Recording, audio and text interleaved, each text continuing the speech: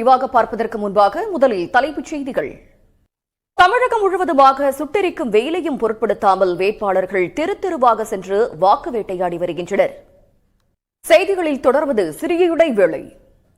திருவாரூர் மாவட்டம் மன்னார்குடி சட்டமன்ற தொகுதி திமுக வேட்பாளரும் அமைச்சருமான டிஆர்பி ராஜாவை ஆதரித்து துணை முதலமைச்சர் உதயநிதி பரப்புரையில் ஈடுபட்டார். அப்போது பேசிய அவர், எடப்பாடி பழனிசாமி நம்பர் 1 துரோகி என்றும் துரோக கூட்டத்திற்கு சரியான பாடத்தை புகட்ட வேண்டும் என்றும் பேசினார்.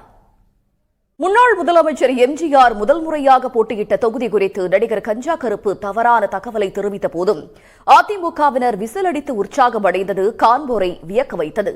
திண்டுக்கல் நாகல் நகரில் நடைபெற்ற கூட்டத்தில் பேசிய அவர் இவ்வாறு தெரிவித்தார். லஞ்ச ஒழிப்புத்துறை இயக்குநராக சந்தீப் மிட்டல் பதவியேற்குமாறு டிஜிபி சந்தீப் ராய் ரத்தோர் உத்தரவிட்டது சர்ச்சையை ஏற்படுத்தியுள்ளது. செய்திகளில் தொடர்வது சிறிய இடைவேளை.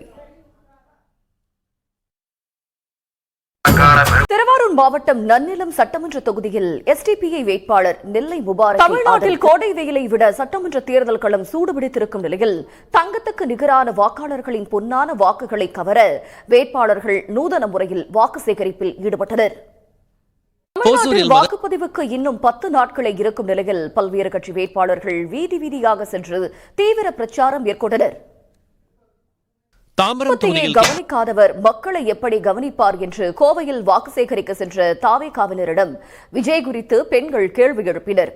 விஜயகாந்தை விட விஜய் ஒன்றும் பெரிய ஆள் இல்லை என்றும் காட்டமாக கூறினர்.